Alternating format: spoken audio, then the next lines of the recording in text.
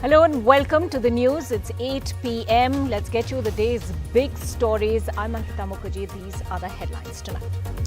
Congress dissident leaders meet at Ghulam Nabi Azad's house in Delhi days after the Congress's top body, the CWC, endorsed Sonia Gandhi's leadership after electoral decimation in several states. Senior Congress leader Kapil Sibal had said the Gandhis must make way for others. The venue was changed from his home to that of Ghulam Nabi Azad's. It's Rang De Basanti in Bhagat Singh's ancestral village as Aam Aadmi Party's Bhagwant Mann takes oath as Chief Minister of Punjab. He says even a rooster sports a crown, but those who rule win people's hearts. Vaccinations are underway for an estimated 4.7 crore children between the ages of 12 and 14 as India's vaccination drive expands further. BioE's Corbevax is the least expensive vaccine yet and will be sold to the government for 145 rupees. BioE's chief tells NDTV she can't state Corbevax's precise efficacy against Omicron. The vaccine was benchmarked against previous variants. Sources tell NDTV the Goa and Manipur chief ministers will get second terms. A flurry of meetings in the BJP as government formation talks take place. Yogi Adityanath is in Delhi. Uttarakhand MPs meet Amit Shah. As schools and colleges reopen in Karnataka a day after the High Court upholds the hijab ban, students say it's either an education or the hijab. They've been left with no choice. This as the Supreme Court says they will hear the plea against the ban only after the Holi vacation. Former Defence Secretary Shashikant Sharma and former Air Vice Marshal Jasbir Singh Panesar are charged by the CBI in the VVIP chopper case. This after clearance from the Defence Minister.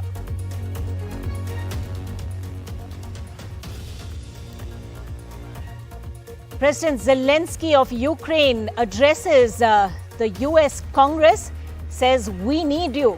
As President Biden gets ready to unveil a new Ukraine aid package.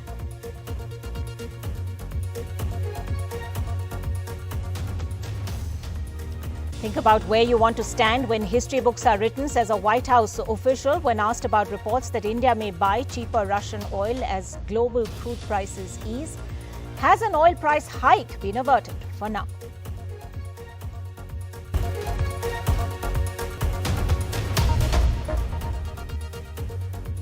But the big story breaking right now, the Congress's G23 or group of dissident leaders are currently meeting at Ghulam Nabi Azad's home as the Congress versus Congress war explodes once again after the party's decimation in recent state elections. Sources are saying the meeting was first called at Kapil Sibal's home, but the setting was changed because leaders were uncomfortable after his very direct and open attack on the Gandhis. Let's go across to my colleague Arvind, joining us at this point with the very latest on that developing story. Arvind, we believe even Shashi Tharoor, who's been non-committal on all of this and until now, is part of this meeting? Yeah, Ankita, though the Congress party put a show of unity on Sunday after the CWC meet, but what we are seeing here at the residence of Ghulam Nabi Azad, that is 5 South Avenue Lane here in the national capital, is a crucial meeting of the 15 senior leaders of Congress party, purportedly called as the rebels or G23, who are part of G23. So this particular meeting was earlier planned to be held at the residence of Kapil Sibal, a dinner plus meet. But after his interview to a national daily, what we are being told by our sources that some of the leaders were not comfortable in attending that particular meeting at the residence of Kapil Sibal, and that's why the venue of the meeting was changed from the residence of Kapil Sibal to Ghulam Nabi Azad. So the meeting that started somewhere around 7 p.m. is still underway. Almost 15 leaders have already arrived here for the meeting. That includes 5 sitting MPs, 2 from Rajya Sabha and 3 from Lok Sabha. So almost 5 sitting MPs are also part of this particular meeting. So what we are being told is that all these 15 leaders are discussing the the consecutive setbacks for the party, the back-to-back electoral setbacks for the party, and also what need to be done in order to get the party back to form. So that very crucial meeting is currently underway, and also Congress leadership is also keeping a close watch on all these developments, because yesterday we did see Sonia Gandhi asking all these 5 state presidents who faced electoral defeats in all these 5 state assembly elections, asking them to resign from their post. But after that particular day, what we are seeing here is a rebel meeting happening. So we have to wait and watch whether they will be posing a direct or open threat to the Congress leadership, or whether they will be asking for an appointment with Sonia Gandhi in order to convey their thoughts about bringing the party back to its old form, is something that to be seen at the conclusion of the meeting. Right, Arvind, give us a sense of exactly who's at that meeting right now. Several top leaders, party veterans also, apart from MPs. Yeah, Ankita. So 5 MPs, like I said, 2 from Rajya Sabha, Kapil Sibal, Anand Sharma from Lok Sabha. It is Manish Tiwari and also Shashi Tharoor, like you mentioned, who has been a fence setter all this while, but now he has also openly come for this particular meeting. The 3rd MP from Lok Sabha is Parneet Kaur. So 5 MPs. When you take the other senior leaders, a mass leader from Haryana, that is Bhupender Singh Hooda, he is also part of this particular meeting, along with which is being the host, that is Ghulam Nabi Azad. So surprise here is Manishankaraya, who has always been the loyalist of Gandhi. He has also come for this particular meeting. Also PJ Kurian, the former speaker from Rajya Sabha, he is also here, along with Rajinder Kaur Batal, the former chief minister of Punjab, and also Shankar Singh Waghela from Gujarat, he is also here. So almost leaders from 6 states are in a huddle in order to decide the future course of action, what need to be done in order to get the party back. All right, Arvind, we'll leave it at that for the moment. Thanks very much. We'll come back to you for further updates. India today started administering COVID-19 vaccines to young people aged between 12 and 14. Corbevax COVID-19 vaccines for those in that age group will cost 800 rupees in the market before taxes. It will be sold to the government, though, for 145 rupees plus 10 rupees in taxes, which makes it the lowest rate in the world. 4.71 crore children aged 12 to 14 have now been included in the world's largest COVID vaccination drive. And everyone over 60 can also take the 3rd precautionary dose even if they do not have comorbidities. Across the country, vials of the new Corbevax vaccine were opened, the only vaccine available for 12 to 14-year-olds. But registration on the CoWIN portal did not open for this age group until after 2 p.m. and so turnout was low in both Delhi and Mumbai. पहला दिन है, response थोड़ा कम है, but धीरे धीरे बढ़ने वाला है और किसी बच्चे को फियर नहीं है वैक्सीन लेने का, तो आपके बच्चों को प्रोटेक्ट करिए इस महामारी से. Vaccination for the 12 to 14 age group begins from today, and this of course is a vulnerable group because they're back in school but they've not been vaccinated yet. And now of course with vaccines available for them, kids are beginning to turn up at vaccination centers like this one. This of course is the BKC Jumbo COVID-19 Vaccination Center. We haven't created the online portal yet, so people are not aware that online vaccination, they can take the online appointment as well. Apart from that, other people, they are not aware that this center is functional for 12 plus for the Corbevax. So this is the lagging point so far, but that will be fixed. But in Hyderabad, many young beneficiaries walked in without registration and got their first dose. First day itself you decided you must get your vaccine. Yes, it's better, right? COVID chances are less then. Today, now I got vaccinated and I'm so better. In Guwahati, the big day was launched in style at a massive event, and schools were involved in the registration process. Assam is turning schools into vaccine centers. The vaccination in Assam has been inaugurated by the Chief Minister, and we did see a lot of enthusiasm among young kids who are being inoculated. Biologically, the makers of Corbevax have not yet published their trial data, but parents say they trust the government's approval processes. So I'm having a confidence they will give right and good thing for the children also. But being a mother, I'm getting a little tense. But the rollout seems to have skipped a few key steps. A member of the nodal government body that oversees clinical trial data and recommends a vaccine for rollout says they weren't involved in approving Corbevax and haven't seen its efficacy against the dominant Omicron variant. The government denies this, saying that the rollout is based on, quote, enough scientific data and was in line with WHO recommendations. Biological E says they've been sharing data with the government at regular intervals, including its efficacy against Omicron. Every stop we have shared data. So much so, I think our last meeting with the Intagi officials was on 10th. Was it 10th? Yeah, on 10th of March. The vaccine, which so far is being given only at government centres, will be priced at Rs 800 for private hospitals, excluding taxes. At Rs 145 for the government, Cobivax is amongst the cheapest vaccines in the world. With Uma Sudhi, Saurabh Gupta and Ratnadeep Chaudhary, Meher Pandey for NDTV. Mahima Datla, the chief of BioE, which makes Cobivax, has told NDTV the company can't state the vaccine's precise efficacy against Omicron since it was benchmarked against previous variants of COVID-19.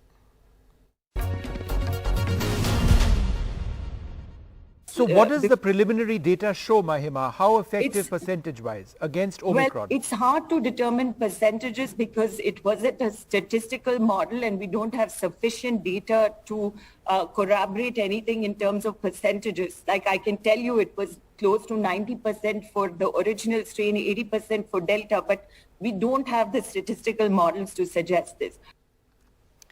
There were a flurry of meetings in the BJP today ahead of government formation in the 4 states that they've won.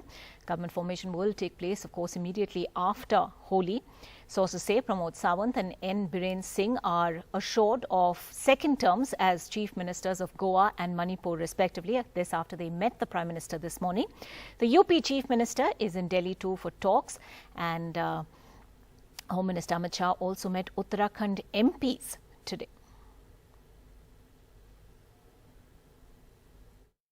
BJP is gearing up to form government in 4 states where it has had won by a thumping majority. This morning, the Prime Minister Narendra Modi had a meeting with Goa and Manipur chief ministers, and he tweeted those pictures.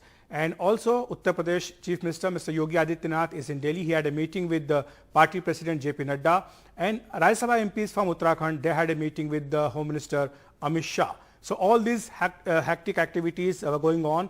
The target of the BJP is to have a coordinated swearing-in ceremony in all the 4 states. And we have been told by the sources that as far as Goa and Manipur is concerned, it has been decided by the BJP that incumbent chief ministers, Mr. N. Biren Singh in Manipur and Mr. Pramod Sawant in Goa, they will be repeated. Though there were other claimants also in these 2 states, but the BJP does not want to take any chances, does not want to make any changes, and that's why it has decided to repeat these 2.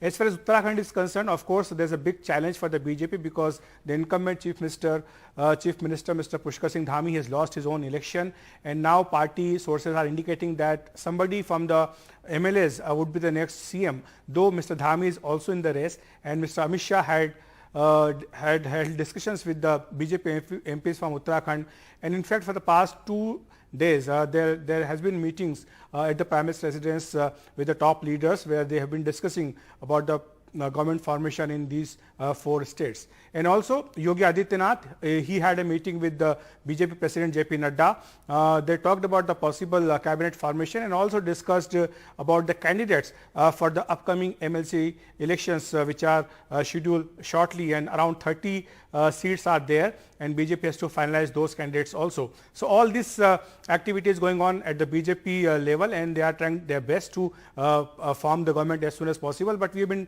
indicated by the sources that the entire process will actually formulate only after Holi.